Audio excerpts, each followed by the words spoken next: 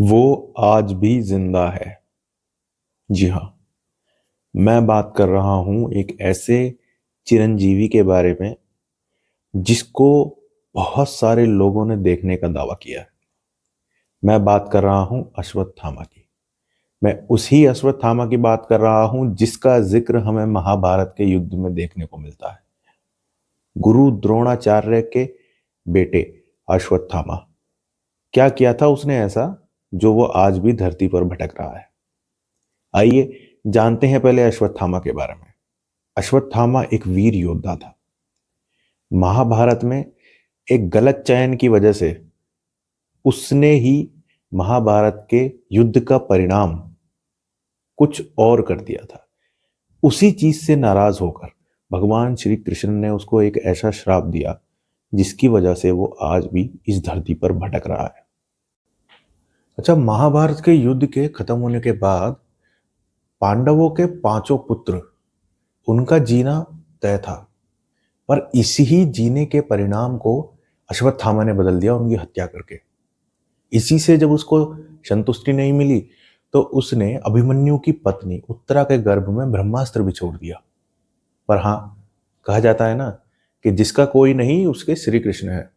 श्री कृष्ण ने अभिमन्यु के पुत्र, जो आने वाले समय में परीक्षित के नाम से जाने जाने वाला था, उसको तो बचाया ही, साथ के साथ इस ही कृत्य की वजह से अश्वत्थामा को श्राप दिया। अश्वत्थामा के माथे पर ना एक मणि भी थी।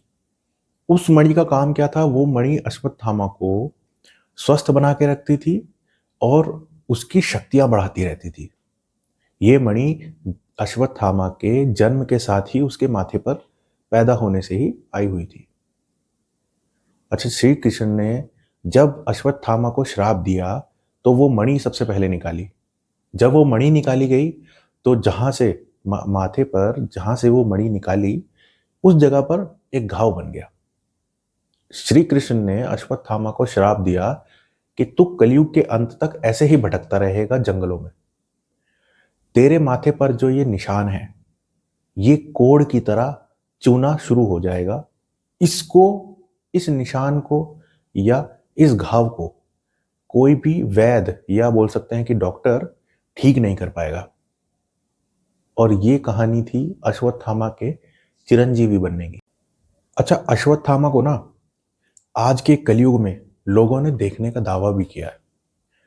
उन मुख्य कहानियों में से जो कुछ मुख्य कहानियां मुझ तक आई हैं वो मैं आपको सुना देता हूं। मध्य प्रदेश के बुरहानपुर में स्थित असीरगढ़ का किला, इसका संबंध महाभारत काल से बताया जाता है। ये असीरगढ़ का किला उस समय खांडव क्षेत्र में आता था और इसको खांडव प्रदेश भी बोला जाता था। अच्छा, इस जो असीरगढ़ का किला है, इसमें मुख्य रूप से ये बताया जाता है कि अश्वत्थामा रोज सुबह सुबह यहाँ शिव जी की पूजा करने के लिए आता है।